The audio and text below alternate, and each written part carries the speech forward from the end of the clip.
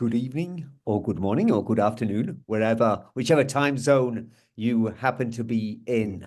And I'm George, and my job or my task this evening, my pleasure is to give a small introduction to Julian, who is going to tell us about integrating yourself and his amazing summer journey across the Pyrenees. I first met, or actually, I first heard of Julian Russell when I went to the NLP conference in Regent's College, London in 1996. And a person at the reception, Joe Hogg, said to me, "Oh, you don't know Julian Russell? You've never been to Julian Russell's workshop? Oh, you need to go. It's an experience." And she spoke with so much enthusiasm that I turned up to the workshop.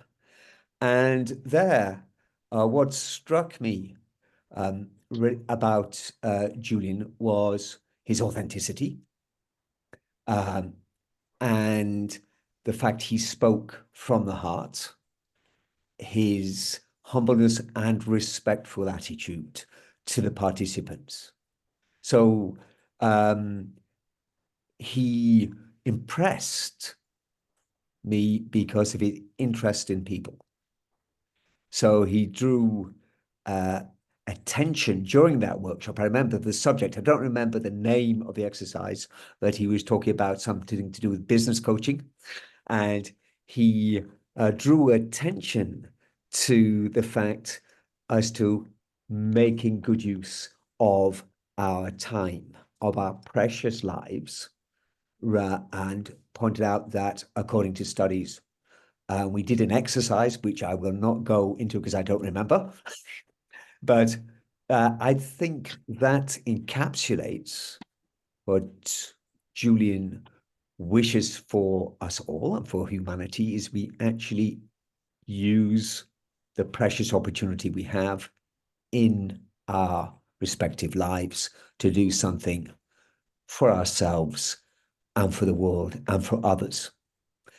I would like to encourage us, please, when we are listening this evening to Julian, to think in terms of we're in the generative citizen community and what that means, not just for ourselves, but what does it mean to be a generative citizen, yes, in today's world and across the world, in where we are and where we're going to be.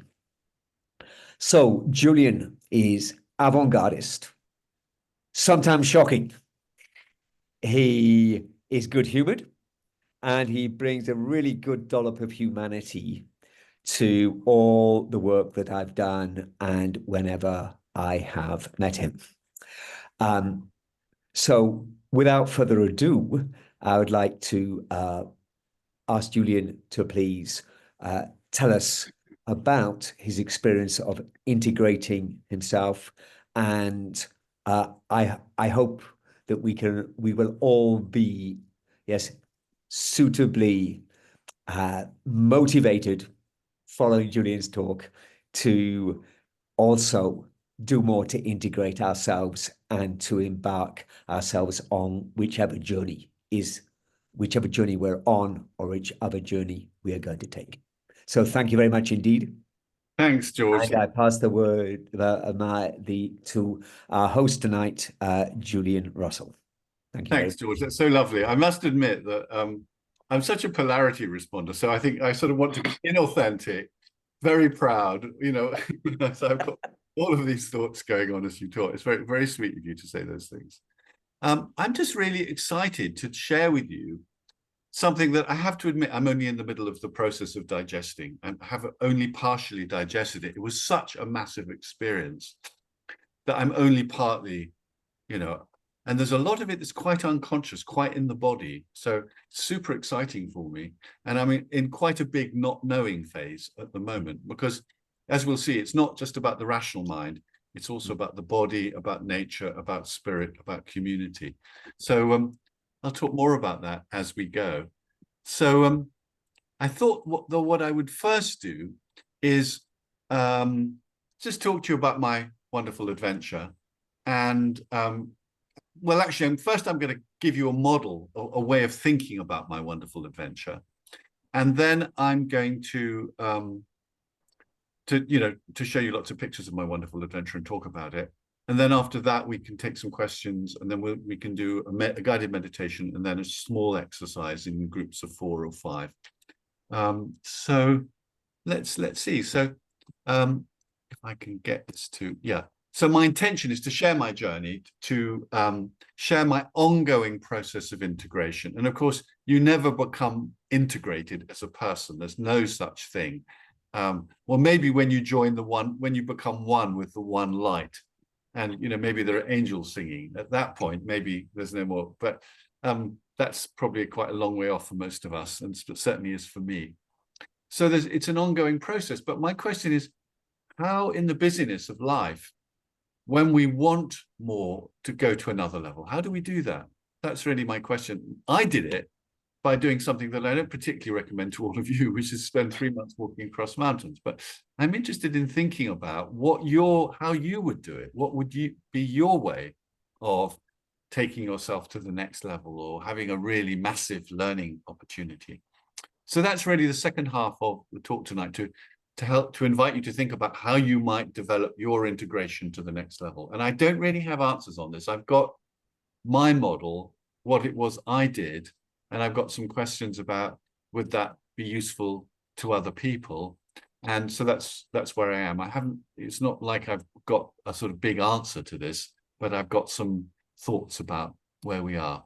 So of course, if you look at this map, you can see on the border of France and Spain, that red line. That's what I walked along the border of France and Spain. And in fact, I didn't get all the way. I got as far as Andorra. I had a number of issues along the way, including, I don't know if you've heard of something called plantar fasciitis, which is something that runners get. I got it a week before I started, which is a very, very sore foot. And I had to walk for over 2 months with a very sore foot. So I got as far as Andorra. But one of the really big things for me was, am I doing this as a goal, as a direction, as an achievement about getting somewhere, which a lot of mountaineers were doing, or was I doing this as a way of exploring being? So, on the one hand, life is a journey, but on the other hand, when you listen to a piece of music, the intention is not to get to the end of the music, but to listen deeply to every note, every chord within the music itself. And so I knew that this was going to be really important, but as I walked, I became less and less interested in getting to a result, and more interested in enjoying the present moment. So, here's the sort of model, which some of you will know, because I've drawn it from my friend and colleague, Steve Gilligan, who I'm very, very inspired by the way he's been thinking about these things. One of the problems with coaching and therapy has been that we're very focused on the individual. And the problem with being focused on the individual is that we're making a complete mess of the world, but we don't talk about it much in coaching and therapy. And we see ourselves as separate from the world. And there's quite a lot of, I want to be the best I can be so I can be better than my peer group, earn more money than other people, and be more successful and more famous. That sort of consumer, goal-orientated, ambitious orientation is a part of the problem that we're in such a mess at the moment. And so to actually broaden out the feeling of the work of coaching and therapy to in a broader way is a really important idea for this time. So you can see I've called it the secondary mind, the left hemisphere of the brain, which is logical, which is linear, which makes maps. It's fantastic at making maps. It's fantastic at making schedules. It's fantastic at strategic planning. It's fantastic at naming things. But actually, the primary mind is the body mind, the body nature, right hemisphere. And of course, some of you will know that book, The Master and the Emissary, by McGilchrist, which where he really reviews a lot of research to make this proposition, a lot of neuroscience research to say that the first mind is the right hemisphere and the body, and that engages directly with the world and senses the world. The left hemisphere, your logical mind, only gets its information from the right hemisphere in the body. The left hemisphere does not engage directly with the world. So the book's called The Master and the Emissary because the master is the right hemisphere, and the emissary, the note taker, the administrator, the planner is the left hemisphere. Yet the left hemisphere has managed to do a coup d'etat and has taken over and is now, king of everything around the world. And one of the wonderful things about his book, The Master and the Emissary, is that the first half of the book is the neuroscience, and the second half of the book, he looks at the culture down the ages and how it orientates more and more towards the left hemisphere. So this is the most revolutionary idea of our time. And as we'll see during this talk, it's absolutely critical to the survival of not to the survival of the planet, to the survival of humans and many of the species we know on the planet. One of the things I discovered in the Pyrenees is that nature will be fine. It may just kill us all off and kill off a lot of species, have a mass extinction, but nature will continue, and it will just, have another experiment in intelligent life and try to do it better next time. So here is something super interesting and important. So that's the first really a massive principle, which is that your body mind is really the wise, is the you that senses the world, that sort of has the wisdom, whereas the map maker, the strategic mind, the planner, does have its own wisdom, but it's really there in service of the right hemisphere and the body. But here is something just as powerful, a second principle, which is just as powerful, which is that you can see that I've called the top box primary mind, body, nature. The body operates in the same way that the whole of the rest of nature operates. The only part of you that operates in a linear, logical way is that left hemisphere, and it may be in the prefrontal cortex or someone like that. You are nature. I am nature. Most of me is nature. And that division we have between ourselves and nature is a product of the left hemisphere. It's not truth in any way. It's also a product of, Genesis, for example, So this I am nature. There's a wonderful book by an anthropologist about the Amazon called How the Forest Talks.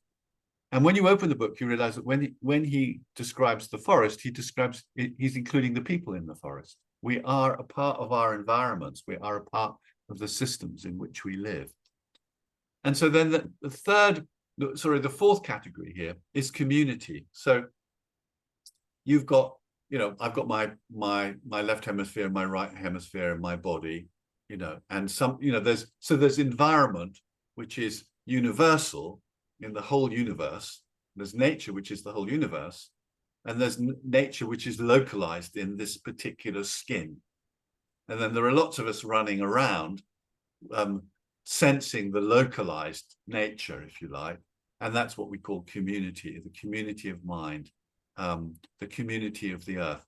Now, if I say, I am an individual, I am nature, I am the world community, and we'll come to it later, I am spirit. That's so powerful. I am the world community. There's so little difference at a DNA level between me and everyone else.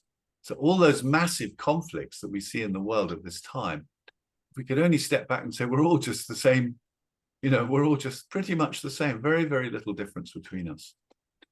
And that would be really helpful. So, and then finally, I hope you can see that I've called it the ever-present origin. I really prefer those words because some people really object to religion, which I can be quite uncomfortable with religion, and even to the word spirit. So there was non-existence at some point, perhaps, actually, if you talk to the quantum physicists that might not be the case, but because but you know, something came out of non-existence into existence, and whatever it was permeates every particle of the universe. That ever-present origin, whatever came out of non-existence into existence, permeates everything. So, you know, which do you want to be? Do you want to be a wave on the ocean of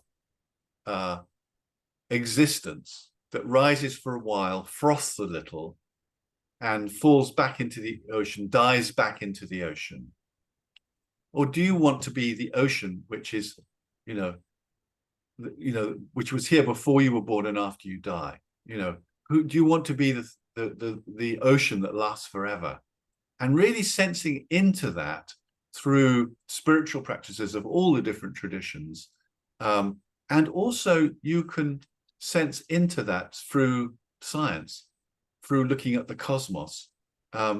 Scientists have very powerful mystical experiences trying to think about the cosmos.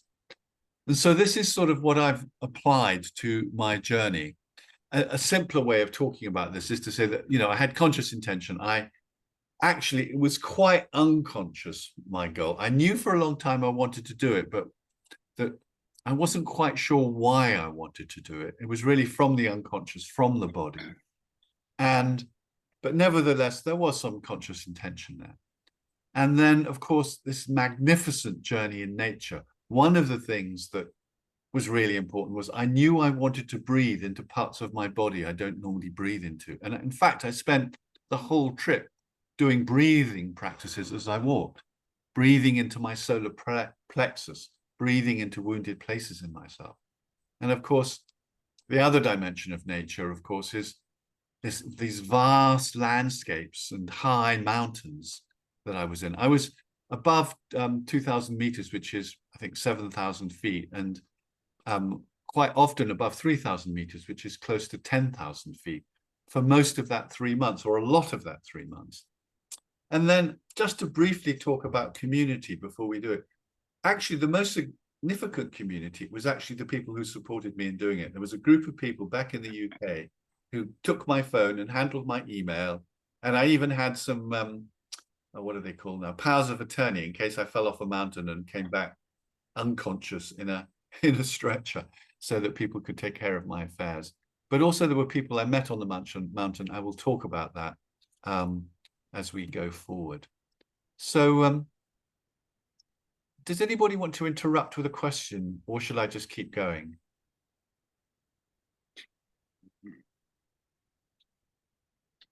Well, do interrupt at some point if you want to. So that is what I was walking into.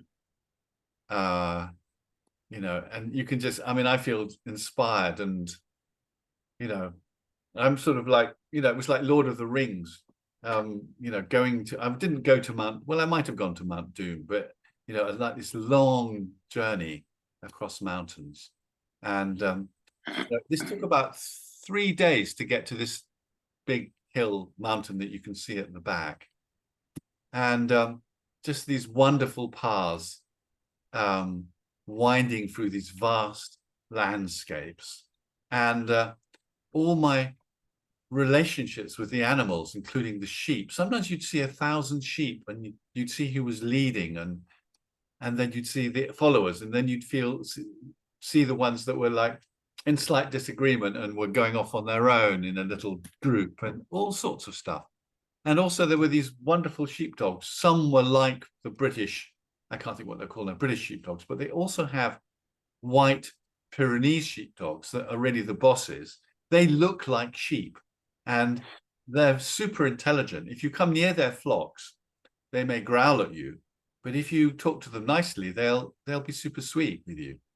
I had one that came and kept me away from his flock, and then looked at me and then peed just outside my tent to let me know who was boss. So very early on, I decided hair was not a good thing to do. So I shaved it all off and shaved my beard off. So that's me looking quite soft, I think, soon after that. And here's me, you know, walking across a bridge in these magnificent landscapes. And here's a funny shot, which I put them all together because I'm sort of talking about myself as an individual. I don't know if you remember the Levi's movie when a guy goes into a laundrette and sits in his shorts and puts everything in the washing machine. Well, if I was 20, I might have done that. Instead, out of a sense of decorum, I put my anorak on, but underneath my anorak, all I'm wearing is my shorts. And so it's sort of really sort of primal experience. There were only things that I needed to think about every day, which was, do I have enough water? Have I got enough food to get me to the next food drop? Where am I going to camp tonight? Some mountains were really, you couldn't really, hard to camp on, or too high, or too wet, or too windy. And am I safe? Those are the only 4 things that were in my existence. Now let's just see, it's not going down, but it probably will. Great, so you can see my lovely, gorgeous tent and these wonderful paths that I walked along. Some were in the lower hills, like this one, just walking through beautiful landscapes, and, you know, tracks and woods. And today I actually bought a diffuser and I put pine into it because actually most of what I went through was beech, but there was also pine forest as well. And just the smell of it. I'm sure you know that in Japan, they have forest bathing sponsored by the government, with forest bathing centers that are a part of the national health system, and immunologists write about the benefits of it. And so I was doing a lot of forest bathing. So the paths changed. Many of the paths were not marked, so I was having to use GPS on my phone. You can load the maps onto your phone and do GPS on your phone. Very, very romantic, very beautiful. But often I was walking up, 1,000 meters a day, over 3,000 feet, with a 15-kilo rucksack. So it was really hard, and I was just breathing into my body, breathing into my body. Actually, I was talking to my Buddhas, and from them breathing into my body. I'm not expecting or wanting anyone to be a Buddhist, but somehow, how do you allow your spiritual connections to come down into your body? And the wonderful thing about a walking journey is, of course, I was breathing a lot. There was massive breathing going on. So, and sometimes, you know, it was very remote. I may not have seen people for days. And then when you met people, they'd be, particularly the walkers who'd walked for many days, they would be so happy to see another human being. So it was just a wonderful experience. I'm aware that somebody has got their microphone on and there's a little bit of sound. So just check your microphones and turn it off, because it's better on the recordings if we don't have background sound. So you can see that path through the middle. And sometimes, you know, quite beautiful, intricate, delicate paths. Sometimes there was mist, and you know, very magical and beautiful as I walked through these landscapes. And sometimes this isn't a particularly steep hill. There were 1 or 2 hills where the drop was so big and the path was so small that I was really quite frightened as I was walking along, hoping that I wasn't going to lose my balance.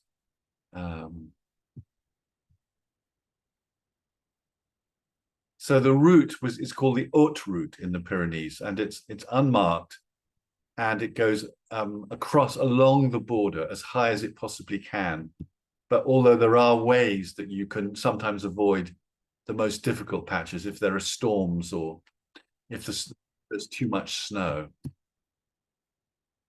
Oh, that's the same picture as previously.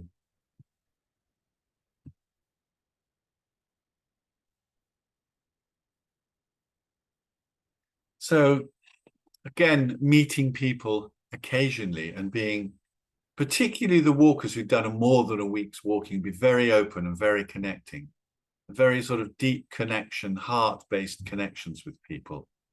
But quite difficult as well, because very often you'd be going in different directions. So when I was walking on my own, I felt very at peace and just enjoying my solitude, really enjoying my solitude. But then if I met someone, particularly if there was a strong connection, I could then really feel my loneliness or feel my neediness, my need for connection. So I had to do quite a lot of processing of that. Beautiful flowers. I could have turned that photograph around. I don't know why it's not turned around. And these paths, sky, up mountains, across that bridges. Sometimes the park authorities would put bridges in. Sometimes you'd have to wade across. And then high up in the with these amazing views of, I was walking straight through that landscape, over that ridge that you can see straight ahead down into the valley. And then you go down 1,000 meters into the valley, and then you have to climb back up the other side again. And just so touched by the awesomeness of the majesty of nature and the continual shifting of the clouds and the weather. And the weather would be different in one valley to another. Weather forecasts were absolutely no use at all because they would only apply to one valley. And even then, they probably wouldn't be accurate. And then just finding wonderful places to sleep in front of beautiful lakes. You can see I put myself quite close to the cliff edge, sort of intentional.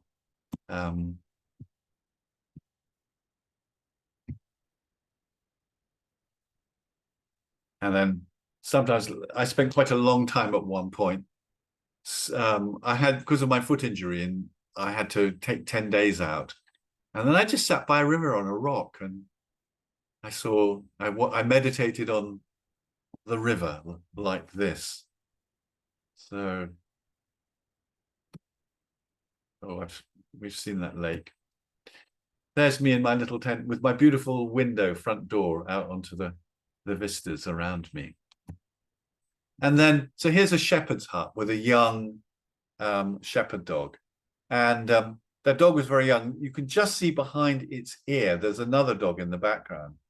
It was very misty. I think you can see the mist. And then I went and camped a couple of hundred yards away, a couple of hundred meters away from this hut, really in thick mist. But the dogs wanted the shepherd to know that I was there. So when I was in my tent, I suddenly heard these feet coming across the evening sky. Well, the evening sounds outside my tent. And then I heard a little bark, the dog saying, look, this is where he is. But then the shepherd didn't even talk to me. The shepherds are living in the mountains. They're very, very different people to the ones we would meet in the towns or, modern agricultural workers. They spend their time sitting on mountains. And so many places, so much beautiful contact with nature, so much invitation from nature. This showed me how evolution works in a way, because normally the birds wouldn't come, but this particular bird at this particular lake, first, I think the bird discovered that people often dropped food near tents. And then the bird must have discovered that people would, if you made friends with the person, they'd give you more food. I could put my hand out with a piece of bread on it and the bird would come and sit on my hand. So really quite amazing how, in the book, How the Forest Talks, they talk a lot about how all life has intelligence. I won't go into that now, but all life has intelligence. All life has decision-making. It's not just humans who have decision-making.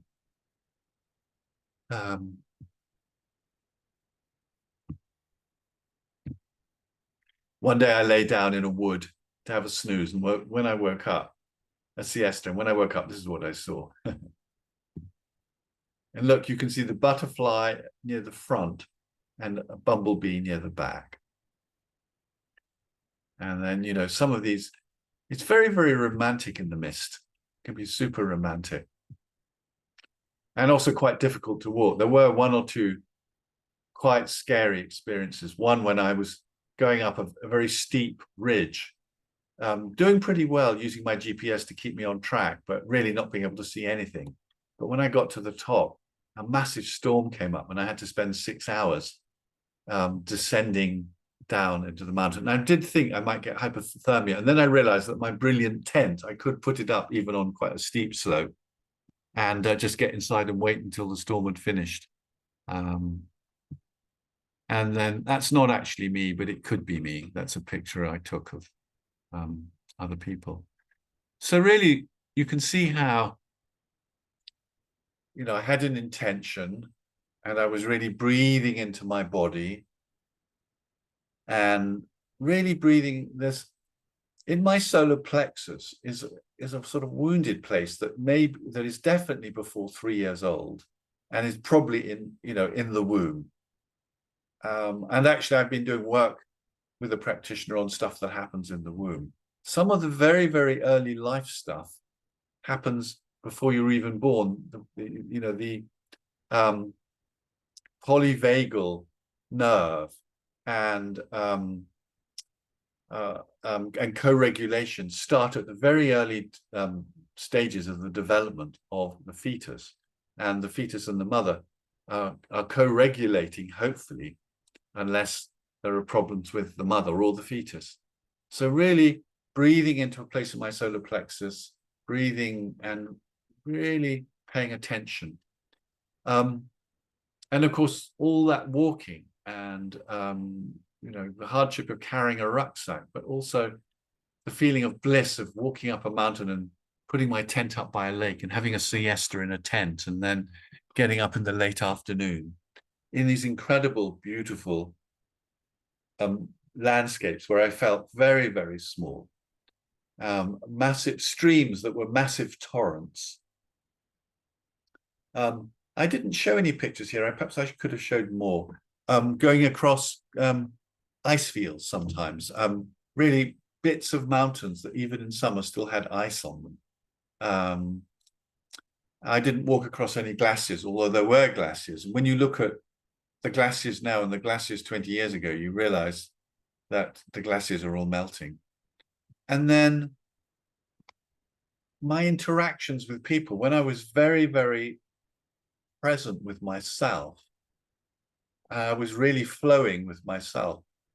I would meet people and have wonderful interactions with them. One example was when my foot was so painful on a campsite, I met a physiotherapist from Italy who started giving me a session outside the cafe in the campsite. And then within half an hour, half the walkers had appeared for work on their feet. And she was the one who basically said, you just got to stop walking. It was sort of miraculous. And then someone else said, I'll take you into the nearest town. So I spent a bit of time in the nearest town and then went back to a campsite, which was, you know, one of the campsites, you know, was on a river. So quite a nice place to stay and not a sort of really much of a car camping site. So the community was a little bit few and far between, but one of the big things I got from my trip was how I value my friendships and how I want to pay more attention to the people I love in my life, and that this is super important for me. So I do want to go into wilderness, but really to pay attention to the people I love in my life. So let me just take some questions. Any questions before we do a guided meditation? Any questions? We could unspotlight me, or I can actually change my view if you want to leave me spotlighted. Any questions about my trip? Or I think one thing I want to say is I'm not expecting any of you to go on a walk across mountains for 3 months. I'm not thinking that. The question is, what if you took something that you love and went deeper? That is really my thought about it all. And yeah, Claire, go ahead. You can just unmute and speak. So lovely hearing about that adventure, Julian. I know you said you got into a flow with yourself, but in the beginning, did it feel, you know, did you feel lonely or miss people, or were you in flow from the beginning when you started out? To start with, there was so much adrenaline because I knew that I wasn't particularly fit. And And I knew, so, but I had enough sort of adrenaline and drive. I remember walking up the first very steep hill super early on, and it was like, it was, if you'd made a film of me, you could have been walking up Everest. I was like taking 10 feet and then having to stop and breathe for 5 minutes, and then taking another 10 feet. It was really hard, but I had the sort of the drive, I knew it was going to be hard. And so when I got up that first very, very steep hill, I felt quite elated, because I'd done it, I knew I could do it. So I didn't feel lonely to start with. It was much later on. It was for me, it's sort of, I've got such an abandonment wound from my childhood. And then I'd meet some, really lovely, open-hearted person. And then I'd just say, oh, yeah, this is what I want. And then we'd be walking off in different directions. So that was the hardest part, actually. Lovely. Yeah. Thank you. Very, very interesting. Someone Mine is horse riding. I'm going to go deep into go do more horse riding for me. Horse riding would be brilliant. I mean, because because that is physical. It has breath. It has nature. It has the relationship with you and the horse. I mean, horses Connection with the animals. Yeah, it's beautiful. Creatures. Thank you. Great. Vaish, you had a question, didn't you? Yes. Hi, guys. Julian, I just wondered, can you guys hear me? Because my volume is not going up. I can see you. Yeah. I just want to say I love what you did, and that's my dream. And I'm actually pushing my trip to Europe for about 6 months to kind of do something similar to what you've been doing. So a couple of questions kind of popped up. Did you plan ahead? And what about wild animals? How did you kind of walk through all of that? The first is, I think it's great to have a plan. And then, there's a military saying, which is that your battle plan doesn't survive the first contact with the enemy. So this is a military thing. So you want to have a really good plan, and then you need to ditch it. It's just going to go wrong. But it's better to have a plan that you can go back to than to have no plan at all. Or at least it makes me feel safer. I think if you were a true Taoist yogi, you could just follow the flow. But I did follow the flow. But it was quite good to know, where I was going. So I actually had, before I left, I read the guidebook, and I planned every single day, pretty much. I planned it was 90 days. So I planned about the first 60 days. I figured after that, it would, and of course it didn't work out that way. But also with what I was doing, you had to get to water. And in fact, water wasn't too difficult because I was carrying chemical pills if I couldn't get to clean water. And you had to get to food. That was, that was sometimes sometimes I had to eat cheese and baguette and muesli for 3 days in a row, so that planning is good. And in terms of wild animals, I'm not really worried about wild animals. I don't think there are any wolves up there. Most of the wild animals, they'll stay away from you. It's only if you're a bit, there are these cows in the Pyrenees, which are like these, they stay outdoors all year round, and they're quite aggressive. But you just go around the herd. You learn to be careful about it. Just like with the sheepdogs, you talk nicely. If you get aggressive with the sheepdog and start waving your arms, the dog may think you want to fight. But if you just, hey, how are you today? And it's so nice to meet you. One of these sheepdogs, I was sitting in my tent by a stream, and a herd of sheep came to the river and wanted to cross where I was, because I inadvertently camped at their crossing point. And suddenly, I thought a sheep jumped out of the flock and landed in the middle of the river. And actually, it was one of these big, white, fluffy sheepdogs that, for English people, it's a bit like a Dulux, big, fluffy dog. And it stood there looking at me, but it didn't growl or anything. And then I was just saying, hey, nice to meet you. How are you? And just using a good tone of voice. You can do that with all the animals, by the way. And, there are some animals which don't stare them in the eye because that's a hostile thing. So you can, with cows, you just don't stare them in the eye. But this dog, and then it gave me the most sweet look. I put my hand out. I said, come and lick my hand. He said, and it gave me this look, which I interpreted as, really sorry, I'd love to lick your hand and be straight, but I'm working right now. This dog had a professional ethic. So yeah. And I was hitchhiking as well. I mean, it's, you know, so people, Okay. it felt very safe to me, but I am a man and I'm an older man. So, you know, it's safer for me than it might be for a woman, for example. I think Georgianne was next. Thank you, Vice. Yes, Julian, it's great to see you and looking so sort of twinkly. I mean, you know, you obviously really, really got a lot out of it. Yeah, I was wondering, were there any really times you felt really in danger? I know that you'd arranged all these sort of helicopter rescues and the power of attorney, but maybe because you were so prepared. I don't know. No, I mean, I think I mentioned the time when when I was on the top of this mountain in a storm, it was so strong that I was being blown off. And it took me 8 hours to get to a safe place. And there was how did you feel then? Exhausted. But scared? Yeah, a little scared. But I've done rock climbing in the past. One of the things that you've learned from rock climbing is that if you get scared, you increase. You've had it. Yeah. You have to just manage your nervousness, your anxiety. Otherwise, if you let that take over, you're not going to do well. So you just manage it. So I managed it. I remember this time when I was coming, I bumped into these 2 shepherds who were just, it was absolutely, the rain was chucking it down, the wind was blowing. They were dressed in just normal anoraks, looking quite cheerful, these 2 shepherds. And they said, "Oh, go this way." They had no idea. And then one of them turned around and said, "Are you okay?" And I said, "Yes," but I wasn't. But I was just being, I don't know, independent. I don't know what they would have done. So, but those challenges are good, you see. Those challenges are a part. Sometimes it's good to have a challenge that takes you beyond your current comfort zone.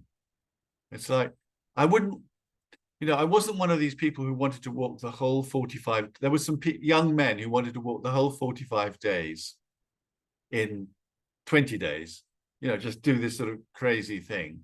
But so I didn't want to do that, but it is great to sometimes pick something that scares you, that is a bit of a challenge, where you have to have, from generative coaching, generative change, access your resources to support you. My spiritual practice is at its best when I'm really challenged. So when I'm really having difficulty, that's when my spiritual practice is at its best. So, I invite you to find something that challenges you a bit. What would be a stretch? Like someone who books a gallery for an art exhibition before they've done any paintings. That was quite a good strategy, actually. I'm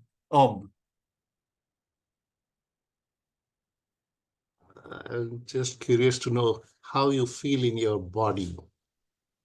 Actually, when I came back, my body was absolutely exhausted, and I'm still quite exhausted. And in fact, last week I had a cold. Then stupidly, I got over my cold, and then I decided to have a flu jab, and now I've got the cold again. So I think one of the things I'm going to do now that I'm back is spend a lot more time training. And as this physiotherapist said to me, the better your body works, the more you can do. It's such a simple thing. I want to, people would say, "Why are you doing this?" I said, because I'm young, but I'm actually 69, but I'm 69 years young. If I want to do this when I'm 80, I need to start training. So yeah, and so I've been doing Feldenkrais recently. I've got my foot sorted out. I'm really, really taking care of myself. I took these Chinese, I don't want to go too much into it, but Chinese mushrooms, fungi with me, which I have a general practitioner doctor who specializes in funguses and Chinese mushrooms. So it's like, what are the systems? What can you do to support yourself? I've just taking a herb now, which will support my body. But I'm much stronger. My godson, who's 8, he's getting quite big. He still rides on my shoulders. When I came back, I noticed that I could walk much further with this 8-year-old boy sitting on my shoulders. I hope that I'll still be doing it when he's 16, So I'm really quite wanting to take this and become stronger, you know. So it feels very exciting to me, actually. Yeah. Thanks, Om. Anything else before we do a meditation? There's a question in the chat. What?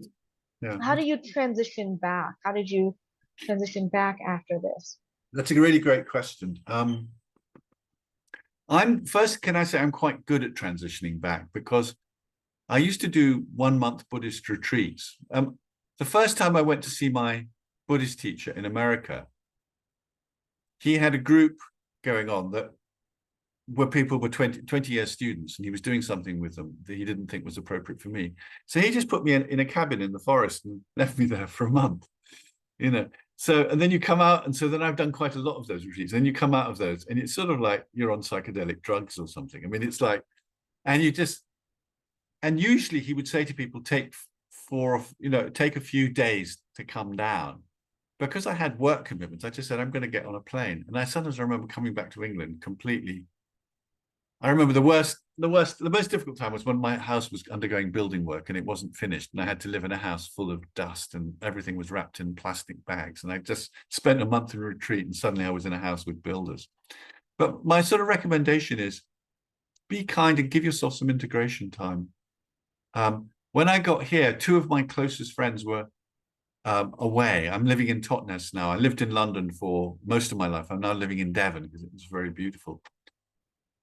And I just said, okay, my friends are not here. I jumped on a train, went to London to see other people who I really have a heart connection with. That community connection, having people hold your heart, being seen and witnessed by people is really important for integration. We are not meant to be alone. We are not meant to be separate. We're not meant to be isolated. We're communication. I mean, co-regulation, which starts in the womb, is something we still need. And so who are the people who, if you tell them something some crazy idea or something weird you did, who are the people who are going to say, yes, how great? It's one of the reasons for having a coach or a therapist. You know, my therapist, she's always saying yes to me. So the other day I just thought, is she going to say yes to everything? So I said to her, yeah. And then last night I went to the supermarket car park, which is behind the house, and I murdered 2 women. You know, I thought, well, let's see if she says yes to that. And she had such a great response. She just burst out laughing. You know, she just thought it was funny. She didn't take me seriously, which thank God for that, I have to say. You want people who you tell them something crazy that you want to do with your life, and they say, wow, how can I support you in that? It's like, don't be normal, don't be boring. I remember on a workshop, there was a woman who loved, in her 70s, who loved to go into sort of very remote places in Africa. And the last time she went, she broke her leg and she had to get ambulanced home. And her kids say, okay, that's enough. You can't do it anymore. And she was saying to me, oh, I'm so, you know, my kids have said I can't do it anymore. I said, you're 75. Don't let your bloody kids tell you what to do. Tell them to F off and do what the hell you want. And if you die on some great adventure in the middle of Africa, you know, but that be a good thing rather than in, you know, in an old people's home with some poor refugee wiping your backside. Actually, on the mountain, you know, one of the guides on the mountain sort of think you shouldn't really do it on your own, because, you know, what happens if you knock yourself unconscious? Who's going to come and get you? You know? And so this guide with a whole group of people they were guiding said, you know, you shouldn't be doing this on your own. And I said that to her. I said, look, which is better, to die in an old people's home of dementia or to die on a mountain? And the whole group of people that she was with said, to die on a mountain. And then she just had to laugh, you know. So I can't remember quite what was the question. Who asked the question? It was from the chat, wasn't it? Yes, from the chat. Just what was your transitioning to come back? So the transition to really take time. I really made sure I had 4, you know, after 3 months, 4 days without having to work. And even then, I'm still in the process of integrating, and I'm taking it quite easy. I'm not getting involved in too many commitments. There's a massive identity change going on. A real complete reorientation from a guy who runs around the world making stuff happen to a guy who's going to focus more on being. I mean, I've always been really, being has been, you know, is been important for me, but that pull of being an executive coach and talking to businesses and running around and calling people up and organizing stuff. I really want less of that. I want, you know, I just want to spend more time in presence. That's where I'm at. And it'll be different for different people, depending on your age. You may be, you know, someone in their 30s might be ready to go and do the hero's journey and make some big project happen, you know. And it might not even be your 30s or your 40s. Someone might get to 60 and say that I've never done what I've meant to do, so now I'm going to do it. So one shouldn't have comparison. It's like, what's the next thing for me? And how do I find the psychological resources to do that? Has anyone not done generative coaching? Is there any, put your hand up if you haven't done generative. You've done life talent, Gordon, so that's very similar. So, you know, get your resources, get lined up, and let the resources support you doing what you next need to do. I sometimes think I should run a long course on resources, because very often in trainings, there's such, you know, you spend a little bit of time on it, but there are so many different sorts of resources. I think that you've got enough resources where if you imagine the circle of resources around you, you realize you need to have a whole football field to fill all your inner resources. And, you know, one of the great things about the inner world is, you know, I can have figures from all the different religions of the world. I have in my inner mind, there's a dinner table where a lot of the great beings of the world are all sitting around talking about how much trouble their religion is and complaining to each other. You know, it's like, I need a lot, you know, and a lot is available to you. So I think that's so important. We're going to do a guided meditation unless there's another question first. Yeah, I got a question. Yeah. Yeah, what's next for you? Oh, So, I don't know what's next. What's next for me is when we finish at 9 o'clock to have some supper. And then after that, I might chill out and watch a bit of the end of a Netflix movie. So I'm really taking things one day at a time. You know, I'm quite good at strategy. I'm quite good at long-term visioning and making long-term plans, you know, 10-year, 3-year, 1-year plans. Right now, I'm wanting it to emerge from my body. You know, so that domination of the intellectual cognitive mind that comes up with plans and then tries to get your body to follow, that is one of the problems in the world. What if we really tuned into our body, to our unconscious, to our hearts, to our guts, and then when something was coming through that seemed really exciting and blissful and to us, to then say to the cognitive mind, okay, great, can you make a plan, please? You know, Robert Dilts's model of the dreamer, which should include the body and may take place over a longish period of time. And first you have, you know, a sort of embodied dream, and then you have a plan, and then you say, okay, let's start planning it, and then you do constructive critic. You know, we need to spend much more time, not in just the dreaming from the head, but the feeling it from the body. You know, what was an example? So I was talking to a guy this weekend who is teaching polyvagal theory to senior people who are clients of McKinsey, the big consulting firm, teaching them about how co-regulating, creating emotional connection and safety for the staff will improve their performance. You know, if you are centered in yourself and you're emotionally connected with your team, everybody will perform better. Most businesses don't understand that at all. So it's, you know, so look at humanity. You know, we've got some incredibly beautiful culture, haven't we? Music, dance, books, literature, art, incredible. And we've got incredible science as well. You know, I'm so glad I live in an era where there's anesthetic and dentistry, rather than tying my tooth to a string and then slamming the door. So I'm really grateful for those things. But what a mess. You know, when Gandhi came, someone said, what do you think, Mr. Gandhi, of Western civilization? He said, I think it's a very good idea. You know, it's sort of like Western civilization is really, I mean, all civilization is really messed up. And I think one of the reasons other civilizations are messed up is because they've copied Western civilization, because we've taught them capitalism and we've persuaded them that buying things and owning a lot of stuff is a good idea. Whereas actually owning a lot of stuff doesn't make you happy. You know, you need enough to eat, you need housing, you need warmth, you need clothes, you need some disposable income for things that you like. You know, all of that is really helpful, but you don't need a lot of stuff. But in the West, because we managed to offer our capitalist model to the rest of the world, everybody else has picked up all our bad habits. It's really a sad thing.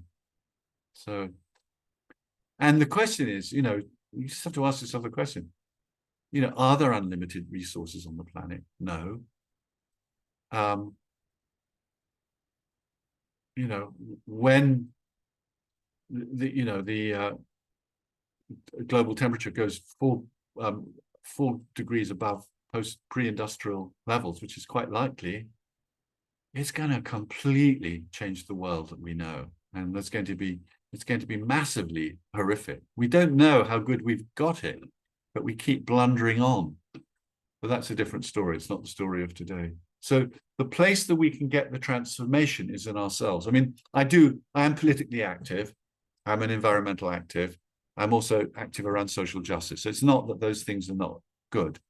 You know, I'll stop in a minute because I'm going on too long, but I have, you know, a lot of different ancestors from different parts. I've got the English, you know, upper class. I've got the military class, but I've also got Jewish and ethnic German. And, you know, I wondered for a long time, what were my ethnic German ancestors doing? And one of the decisions I made was, I will not be a bystander. You know, I will not be a bystander on the tube if I see someone sexually harassed. I will not be a bystander around social injustice. I will not be a bystander around environmental issues. That's a whole nother talk. So, but where I'm talking about today is the place to come from is from your center, from your heart, from your gut, to really learn to come from there. That's for me the transformation. I don't know what the transformation is that you need, but for me the transformation is really reorientating myself to come from those deeper places. And then I can still do the other stuff, but I do them from a deeper place. So guided meditation. So before the guided meditation, I'm just going to actually just share with you some questions. Where do you want more integration in your life? What do you already love that could take you deeper into yourself? How can you engage your intention, your body, your nature, ever-present origin? And I would change the order. How can you engage spirit and nature and body, and then allow intention to come out of that? So I'm noticing myself sitting in this chair. I'm aware of my breathing.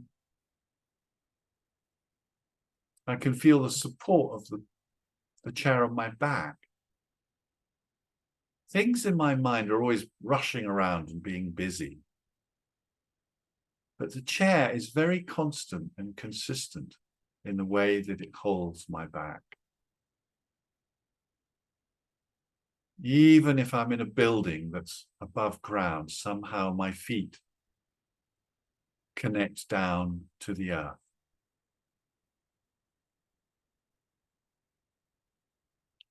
I don't know how deep your breath goes down into your belly,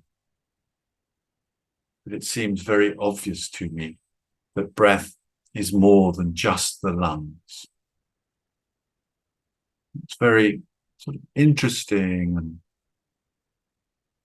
curious making to explore where your breath goes in your body. Just to be curious about this being that you are. Not so much the person you present to the world who's professional and clever and all the rest of it. But the body being, the deeper being, the being that has cells and organs, that a lot of it is quite unconscious. There are processes in your body that work automatically, your gut, your heart. Just to feel down into all of that. Are there any places in your body that have tension? Just don't try and change it. Just say, yes, I feel that you're holding something. And then feeling into your belly. What's happening in your belly?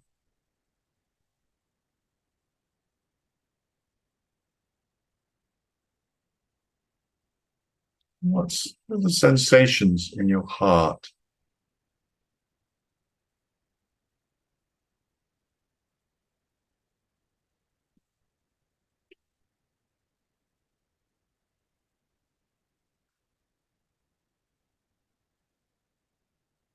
And notice. So this is one of my favorite processes. I listen for what I can hear outside the window, even if it's nothing, even if it's silence.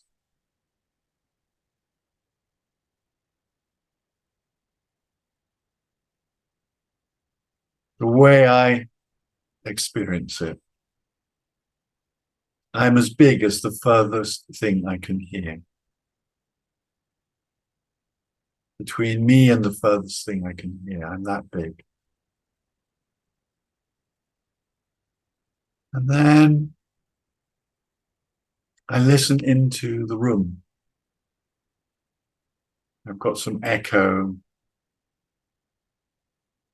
My laptop is quite noisy.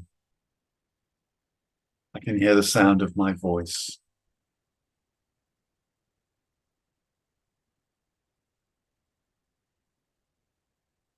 And then I pay attention inside my body. I hear my breathing.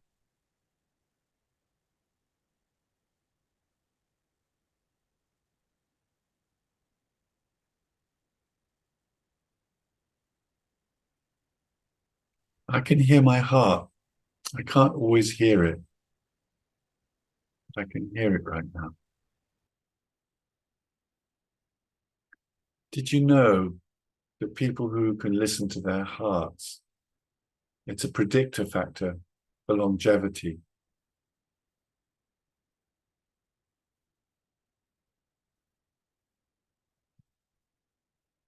So it's worth practicing. And then I can listen to my internal dialogue. How loud is your internal dialogue, or how quiet?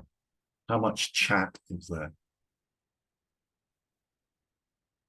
So if you are everything you hear outside the window, everything you hear in the room, everything you hear in the body, then your internal dialogue is just one of the things you hear. That's not you. That's more part of you. So can you sort of stand back and listen to that voice from a distance and just be curious and compassionate and kind?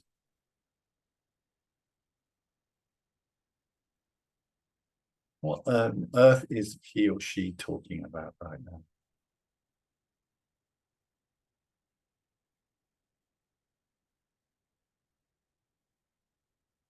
You're not trying to change it. You're just listening with curiosity, rather like listening to someone at a networking meeting.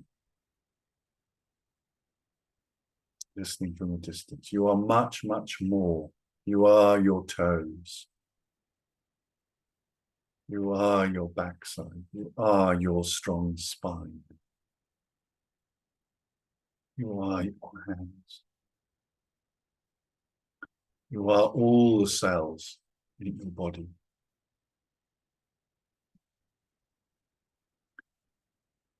your nature in a local place. Local nature.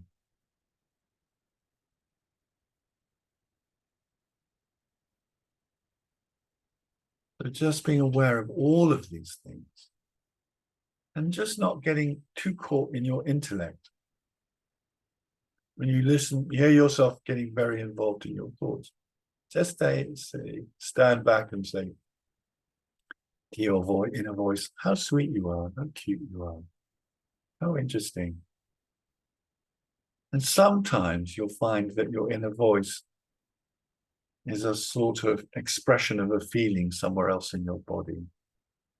For example, your inner voice might be an expression of anxiety or something else.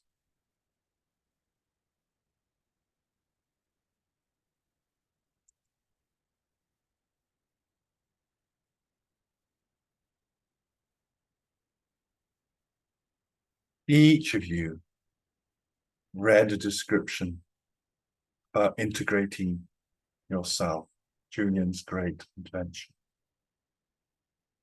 And some of you may just think, oh, I'd like to know what Julian was up to.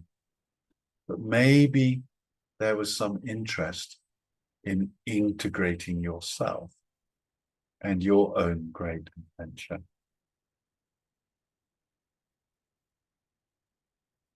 Maybe there was some interest in your own great adventure and integrating yourself.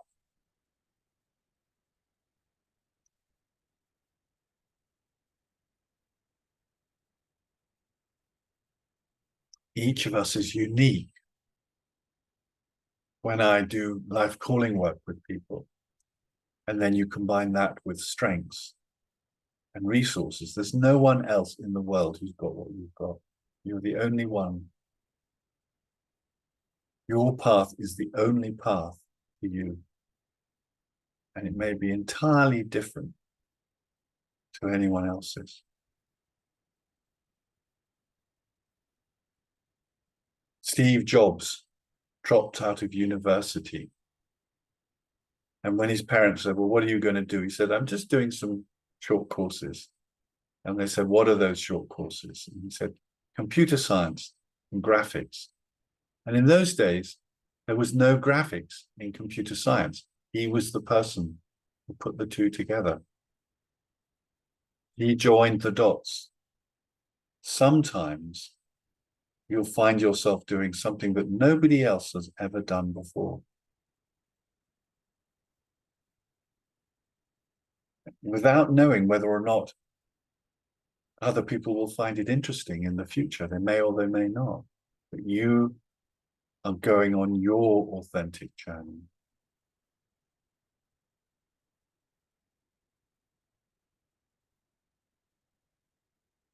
So what is it that you love? What is the next step in your evolution, your development that you'd love to have?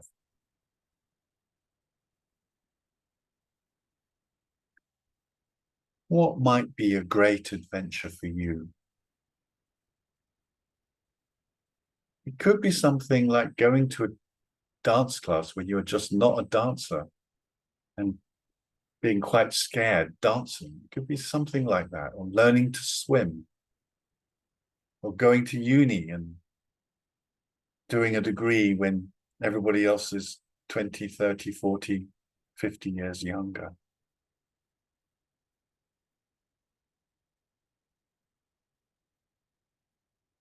Acting out some secret fantasy you have.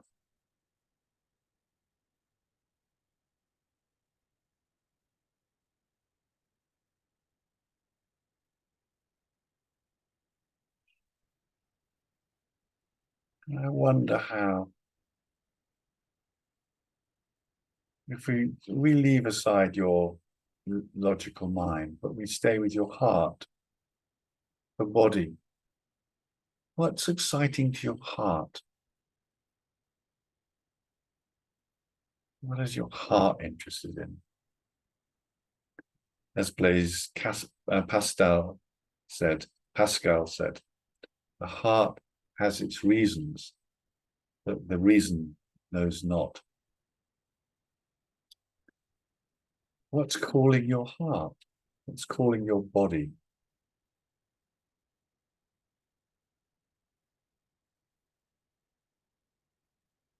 I'll give you an example of something a bit odd I've been doing. I had so little nurturing as a baby that today I was somebody who was just gazing into my eyes like a mother and really exploring healing the baby in me in connection.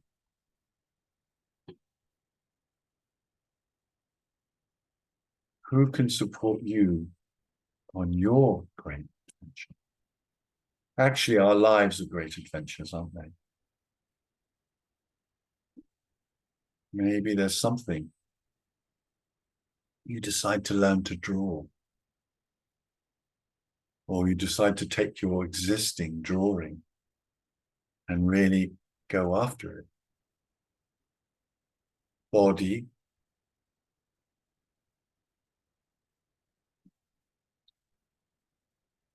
you can support your great adventure if you pay attention to your body, to how nature supports you.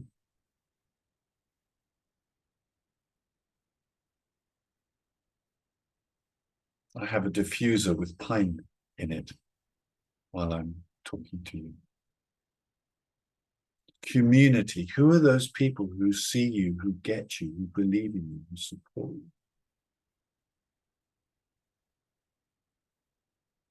Who want you to be the way you are.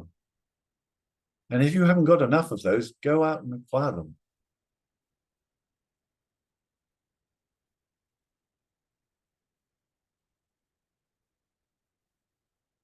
If you haven't got enough of those, make it a great adventure.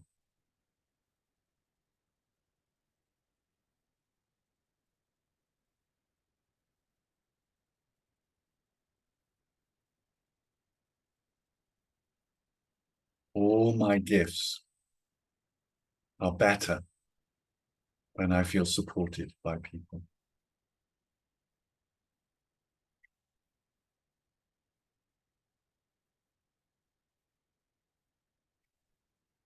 And do you have any, what's your connection? Let me say it a different way. You came out of, the universe this universe was born 14 billion years ago. And then there was increasing levels of complexity until we have this planet with water and the single cellular organism. And the single cellular organism became a multicellular organism. And that evolved through reptiles and through mammals, and finally to you. You, your ancestor, is the ever-present origin, the beginning of the universe. That is your ancestor. And you can never be separate from the ever-present origin, because it's in every single atom, cell of your body. It's embedded. Without it, you wouldn't exist. So you have a connection with it, whether you know it or not. And for some people, they have traditions that connect them to that. Where is your connection? Is it through a religion that half worked? Is it through some mystic? Is it through nature? Is it through looking at the sky on a dark night away from light pollution and just feeling awe at the magnificence? How can you feel more of the support of the vastness of existence? When I am the ocean, I have a lot more freedom and choice and relaxation and courage than when I'm just a little guy of 69 who's English, living in Devon. It's much more interesting when I'm the ocean. How can it be for you? How can you do that?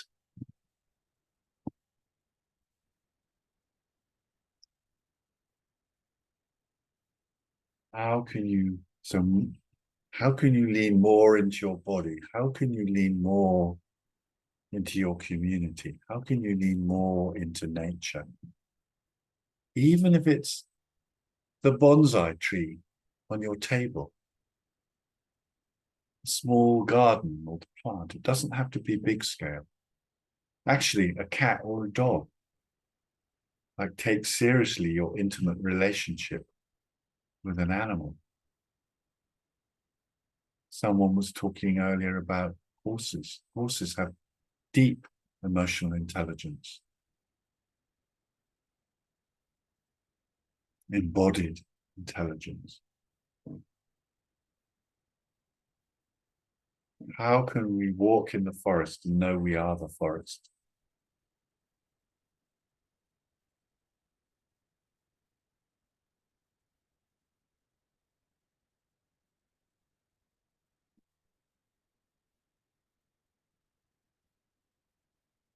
How can you?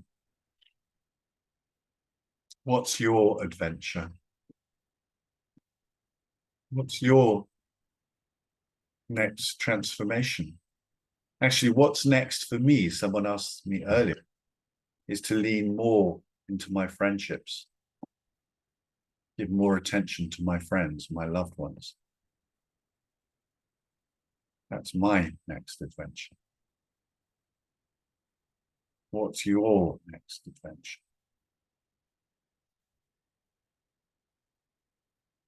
Body, nature, community, spirit, and then with a little bit of logical mind to do a bit of planning. That's the last step in the sequence. And let me tell you that, it's a beautiful process that my friend Steve does. You take a question or an intention. So what is it you want? I want to know my next adventure. So something that you want. Some words that describe something that you want. I want to know my next adventure, or I want to live more into such and such. Steve would take it as a seed or a bubble of light, and then just drop it down through the crown of his head into his body. But the really interesting part is then he would say, let me not think about it for a few days and let it just digest in my body, in my heart, in my being, so that it comes from the body, from nature, rather than just from the logical mind.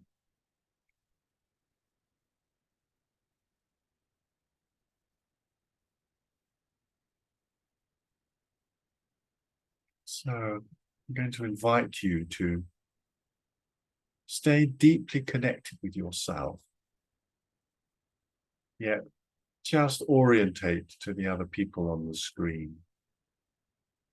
And hopefully you can see gallery view. If not, there's a view button right at the top of your screen so that you can see everyone. Questions are, what do you want more integration of? Or where do you want more integration in your life? What do you already love? I'll share that with you, actually. Let's share that slide with you.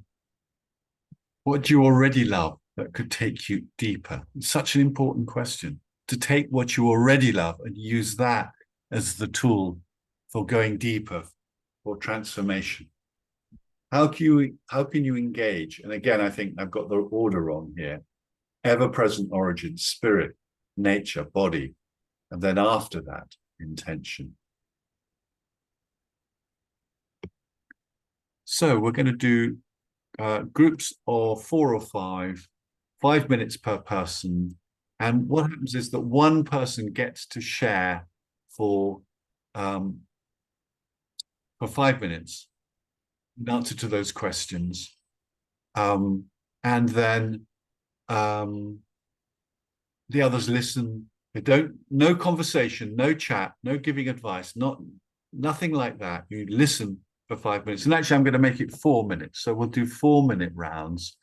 in groups of 4 or 5. And Vimal is opening the rooms now. Welcome back, everybody. Really great to have you here. Great. So how was the exercise for you folks? How was it for you?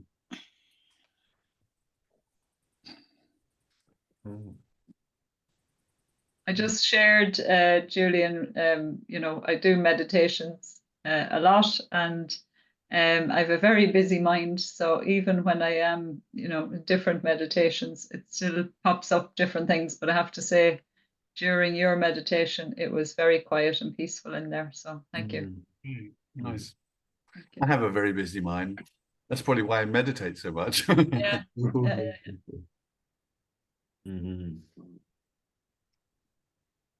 Any inspirations that you got? Alison, yeah, lovely to hear you. So it was just lovely to hear other people's inspirations as well. And the act of just talking it through, for me anyway, is very helpful to clarify it. So I was much clearer by the end of doing that than I was just from doing the meditation on my own, which fits with what you're saying about community, doesn't it? And yeah, the importance of doing this with other people. Yeah. You know, it really is. I think, you know, I mean, there is that sort of, what are they called? Master class groups or something like that, which is if you're with, you are more likely to achieve stuff if you're in a group with people who achieve stuff. You know, if you're with a group of people who inspire you, you're more likely to be inspired. It's really obvious. I mean, we are social creatures. You know, we are the whole ventral vagus system. It's about safety through contact. You know, there's safety through you know, animal safety. If I freeze and pretend I'm dead, I might survive. Then the next one is fight or flight. But the highest level of safety is say, hello, I'm Julian. Be nice to me. You know, let's connect. You know, love me. And then you won't kill me. So it's really a big, deep part of our nervous system. So Alison, that's great. Yeah. Yeah, being inspired by others. What else?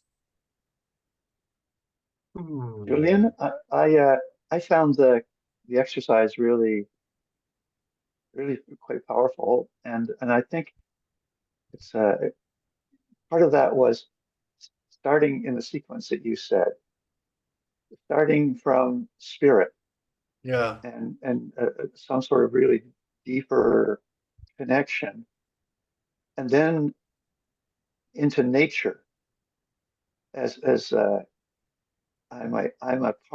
I'm a representative of a larger connection, and I'm just doing my part as part of the world, doing my part as part of nature, and then community. Yeah, I found that really. I think the slide presentation of all those beautiful beautiful photos of nature and the connections that you made with people, as well as doing that with physical difficulty and other challenges. So there were the challenges as well. Like it was all coming together, and that sense, my sense of in the meditation, and then into the exercise, was that the natural.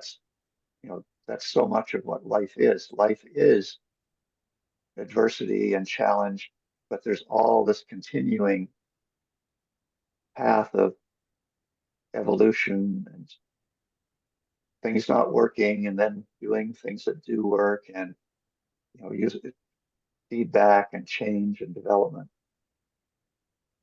Absolutely. I mean,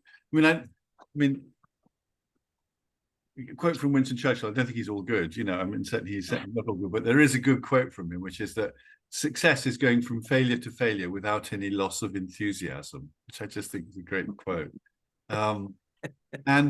But I think there is a real difference if you get lost in the adversity, if you believe the story of you're unlovable or you're bad or you're this or you're that, if you get lost in the nightmare, then it's not much fun. But if you're able to step back and have awareness of, I'm aware of my fingertips, I'm aware of the sounds out here, I'm aware of the people on the screen, I'm aware of the magnificence, I'm aware of nature, I'm aware of it all. I mean, that's why I think, you know, someone said to me the other day, oh, you know, mindfulness is just being present, you know, but actually mindfulness can take you into Advaita Vedanta, you know, it would take you into being paying attention to awareness itself. What is and once you're paying attention to awareness, then the bad stuff isn't half as bad, because it's just stuff that's arising in awareness. It's hard to describe if you haven't had that, but one can step back enough to say, my story of my life is just a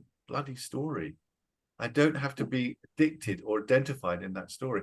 I've got thoughts that, you know, my mother abandoned me, so if you don't respond to my email, I'll feel abandoned by you. You know, it's like, yeah, and is that the only way I can take it? You know, it's like to step back from the stories we have about our lives and say, you know, they're genuine, they come from somewhere, but they're not it all. And then we can be much, much less identified with the suffering. You know, the thing that makes the suffering really bad is what we say to ourselves about the suffering. I believe. I was once practicing mindfulness in a dentist chair. I think he'd probably given me quite a lot of anesthetic.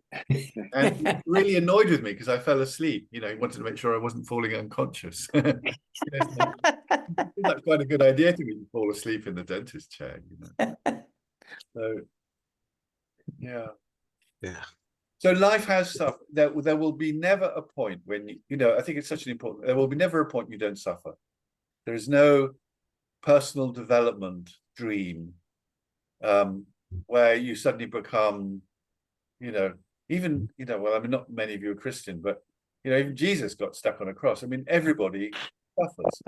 That is a part of the human condition. So how do we come to terms with the fact that we have suffering and we have bliss, and we don't quite know which one's going to happen next? You know, and so, you know, with the suffering, the good news is, you know, it won't last long. You know, and the bad news is they'll come again. And the same is with bliss. The bad news is it won't last long. You know, it's sort of like it's all changing all the time. So we're not going to be able to, if we try to walk around happy all the time. I mean, apologies to any Christians here, but there are some. My ex-girlfriend was sort of quite an evangelical Christian. And what I hated was people standing at the door of the church smiling because they had to smile. You know, it's like, be happy. Okay, I'll be happy. Like sometimes I'm happy, and sometimes I don't mean to be rude about, you know, but it's like sometimes I'm happy, sometimes I'm sad, sometimes I'm wise, sometimes I'm stupid, sometimes I feel shame, sometimes I feel bliss. That is the human condition. If we can just be okay, you know, the Rumi poem about I'm a guest house with all of these emotions coming through, and they come in and they go out. It's just like, but not just to have that as an intellectual idea. That's why I think meditation is so important, to actually have a direct experience that the stuff just moving through. And when you start to get present, things move through more quickly. Feelings move through more quickly when you get really present.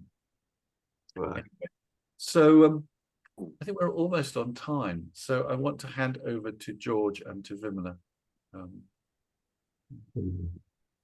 So Julian, and to our the assembled host and guests, thank you very much indeed. My task now, if I would be like that, or my honor, which I would prefer, is to basically close this session and to thank Julian for giving us some of his precious time and sharing with us the message. Sorry, you're going to hear clocks striking.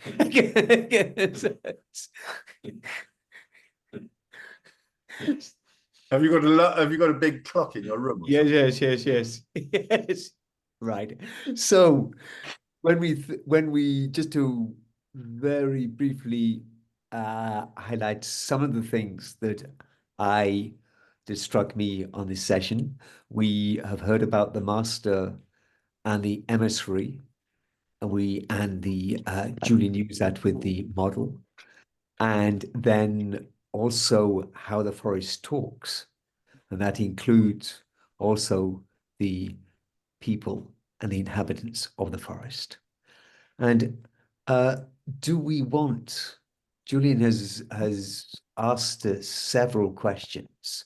So I won't repeat all the questions, but I'll take 3.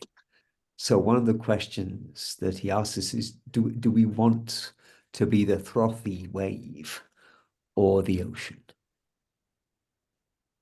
The frothy And- wave. Sorry? I didn't hear the word frothy, so. You didn't say frothy. I thought you said Fred. Okay. This is please stop interrupting. Okay. So this is okay. So all right. So do we want to be the wave? Yes, or the ocean? Is that better? Excuse me. Then the other question is, so how in the busyness of our lives do we take ourselves to the next level? And then to also consider, please, to what do we need and how to take something, what do we need to take that we love and go deeper and integrate it somatically? So I'd like to thank Julian on behalf of us all for sharing with us and taking us through the meditation. After the very impressive and basically illuminating slideshow, and then for putting us and helping us to start to integrate more somatically what we want to integrate in the exercise that we did in the group. I think I can speak on behalf of us all when we wish Julian a very long life with good health and good fortune. I'm pleased to continue to do whatever you need to do in life, in this life. Thank you very much indeed. And so now there are some further events that I'd like to just share. So Vinmala is just going to share screen with us.